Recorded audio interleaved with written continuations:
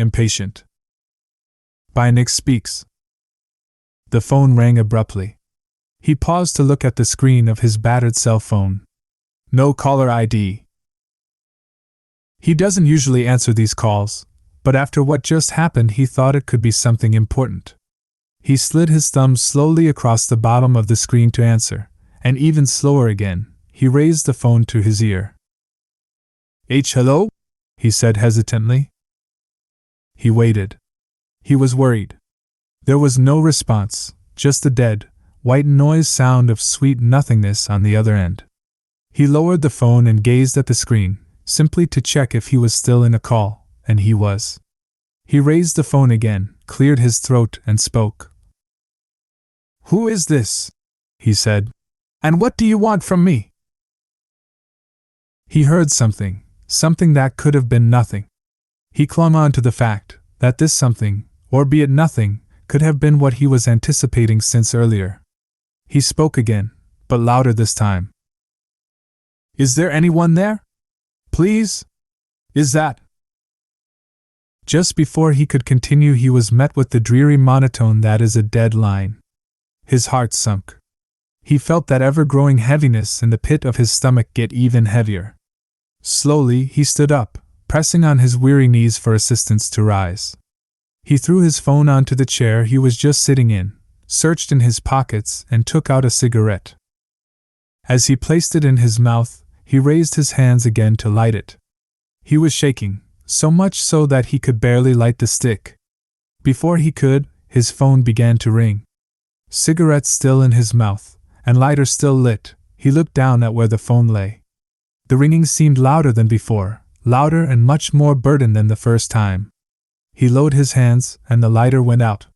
He picked up the phone and felt the vibrations sending shockwaves up his unsteady arm. He raised his thumb on the screen again, just as he had did before, and slid it to the right. Reluctantly, he put the phone to his ear. This time he didn't speak, but listened cautiously. He could hear a breath that would send a jolt to his weary heart. A droplet of sweat ran down his forehead. He is frozen, as still as a statue. The breath continued at a steady pace, not too fast, but not sluggish either. Hi, said a soft voice. I'm at the door, I have what you asked for.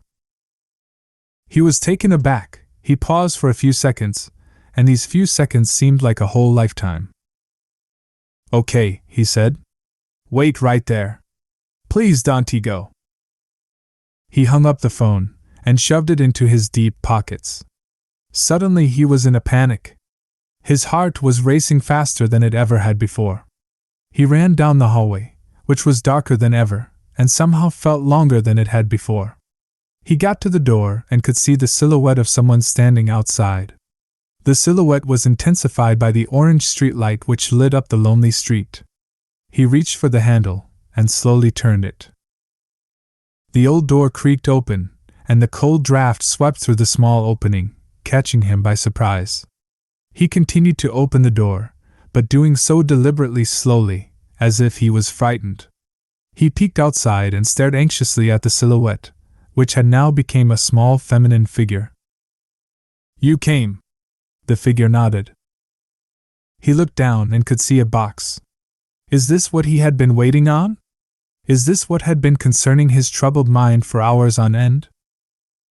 Is that it? He asked fearfully. It is, said the figure. He reached out and opened the box, as if to check if this box was truthfully for him. A warmth swept out and captured his hand.